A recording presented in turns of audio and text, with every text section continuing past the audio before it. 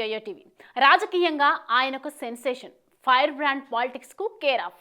రాహుల్ గాంధీ చేసే ప్రతి కామెంట్ ఇప్పుడు సంచలనంగా మారుతోంది. తానిచ్చే ప్రతి స్టేట్మెంట్ చర్చనీయాంశం అవుతుంది.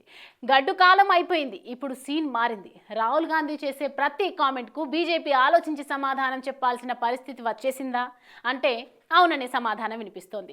ఒకప్పుడు రాహుల్ చేసే ఆరోపణలు పట్టించుకొని బీజేపీ ఇప్పుడు ఆయన ఏం మాట్లాడినా కౌంటర్ లేదా సంజాయిషి ఇచ్చుకోవడం చేస్తున్నారు. ఇంతలా రాహుల్ గాంధీ బీజేపీ రాజకీయంగా చుక్కలు చూపిస్తున్నారు. తాజాగా ఆయన యుఎస్ టూర్ లో చేసిన వ్యాఖ్యలు సైతం రాజకీయంగా దుమారం రేపుతున్నాయి.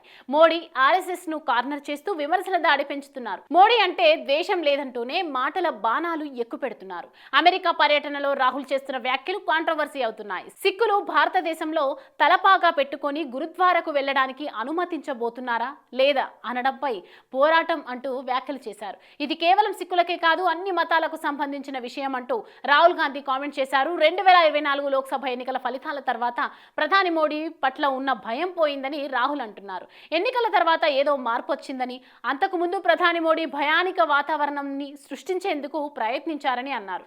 వివిధ ఏజెన్సీలు, మీడియా, ఐటీ, చిన్న మధ్య వ్యాపారుల్లో సైతం భయాన్ని కల్పించే కుట్ర జరిగిందని అన్నారు. కానీ అవేమీ పని చేయలేదని, భయం మాయమైందని అంటున్నారు. మోడీ ప్రభావం తగ్గిపోయిందని, 56 ఇంచుల ఛాతీ, దేవుడితో ప్రత్యక్ష సంబంధం పోయిందంటూ ఘాటు వ్యాఖ్యలు చేశారు.